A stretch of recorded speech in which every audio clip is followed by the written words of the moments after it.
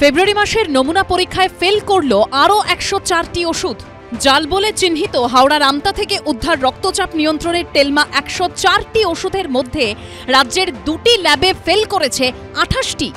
কলকাতায় অবস্থিত কেন্দ্রীয় ল্যাব এবং রাজ্য ড্রাগ ল্যাবে যে ওষুধগুলি ফেল করেছে সেগুলির মধ্যে উল্লেখযোগ্য হল পেটের আলসারের ওষুধ, স্নায়ুর রোগ, সিজোফ্রেনিয়া, হ্যালুসিনেশনস, ডেলিউশনসের injection, Ringer lactated saline, phenyl, cough syrup, হৃদরোগ ঠেকাতে ব্যবহৃত অ্যাড্রিনালিন ইনজেকশন, হাঁপানি এবং ফুসফুসের সমস্যায় ব্যবহৃত ইনজেকশন, অস্ত্রোপচারের আগে রোগীকে অবশ করতে ব্যবহৃত অ্যানাস্থেশিয়া ইনজেকশন, ব্যাকটেরিয়া সংক্রমণ, রেচনতন্ত্রের সংক্রমণ, নিউমোনিয়া প্রতিরোধী ইনজেকশন, চোখের ড্রপ, ব্যথা কমানোর ট্যাবলেট, অ্যান্টিবায়োটিক, খিঁচুনি কমানোর ইনজেকশন, ভিটামিন এবং ক্যালসিয়াম ট্যাবলেট, ডায়াবেটিস কমাতে ব্যবহৃত ইনজেকশন, কেমোথেরাপি ইনজেকশন, যৌন শক্তি বর্ধক ক্যাপসুল।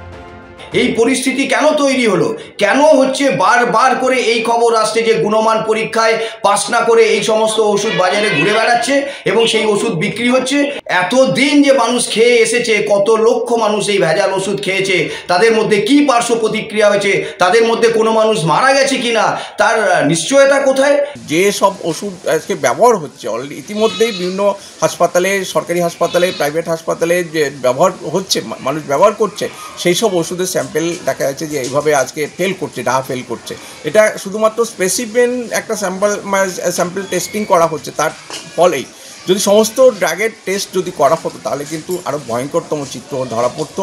ফলে আমরা সার্ভিস ডক্টর ফোরামের পক্ষ থেকে অত্যন্ত উদ্বিগ্ন। যেসব ওষুধ পরীক্ষায় ফেল করেছে তাদের মধ্যে কি সমস্যা দেখা গিয়েছে? সিডিএসকো সূত্রে খবর, ইনজেকশন স্যালাইনে ভাসছে ক্ষতিকারক ব্যাকটেরিয়া, ট্যাবলেট খাওয়ার পর শরীরে গিয়ে দ্রবীভূত হচ্ছে না।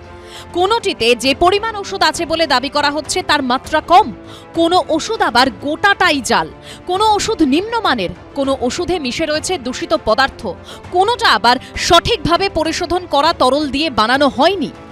এই সমস্ত স্পুরিয়াস ড্রাগগুলো অধিকাংশই কিন্তু উত্তর ভারতের বিভিন্ন জায়গা থেকে তৈরি হয়ে তারপর সেগুলো উত্তর এবং পূর্ব ভারতে ছড়িয়ে পড়ছে, যেটা কিন্তু যথেষ্ট উদ্বেগজনক।